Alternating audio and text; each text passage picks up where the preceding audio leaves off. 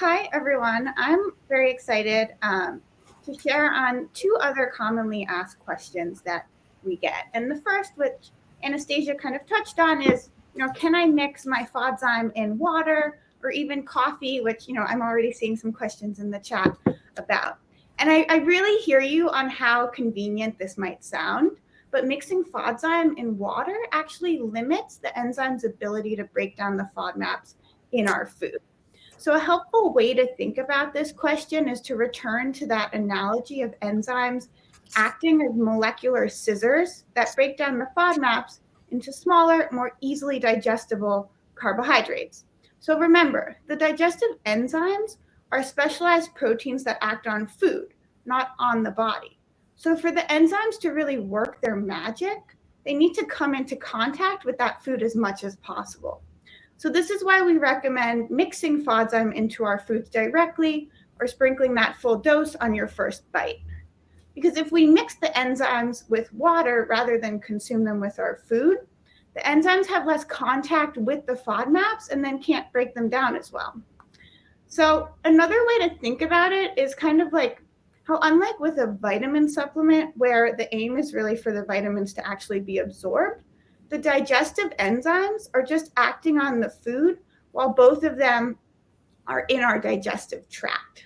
So the digestive enzymes themselves are never actually entering our body. After they break down those FODMAPs, their work is essentially done. So this means we really need to make sure that they can mix with the FODMAP containing foods as much as possible.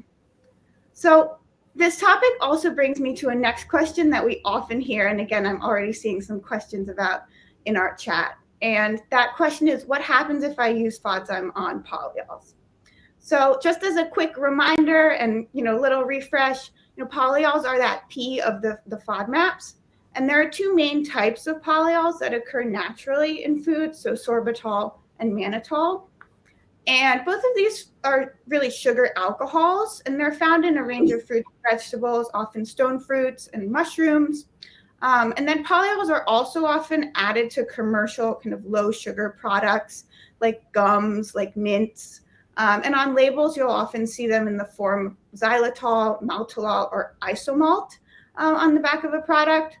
And so FODZYME, as we all know, doesn't yet break down polyols, though we're working tirelessly to develop that formula that will.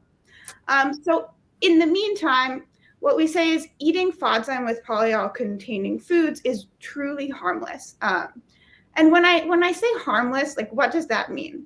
So it means that FODZYME's enzymes will, again, essentially pass through our digestive tract and be metabolized and then excreted, just like any other protein would be. Because remember, at the end of the day, the enzymes are just kind of specialized proteins. So while FODZYME is not actually going to break down the polyols in a meal or snack, there's no reason to be scared of kind of any negative impact that they would have. If the enzymes have nothing to act on, they're really just excreted. So if you're the rare person with only a polyol sensitivity, FODZYME will really not be able to help. And unfortunately, we know that most of you are sensitive to other FODMAPs like the fructans, the GOS, and the lactose, all of which, as we discussed, FODZYME can help address. So what this really means is that using FODZYME with a food that contains multiple types of FODMAPs can help reduce that overall FODMAP load and help keep symptoms under control, even though it's not targeting the polyols directly.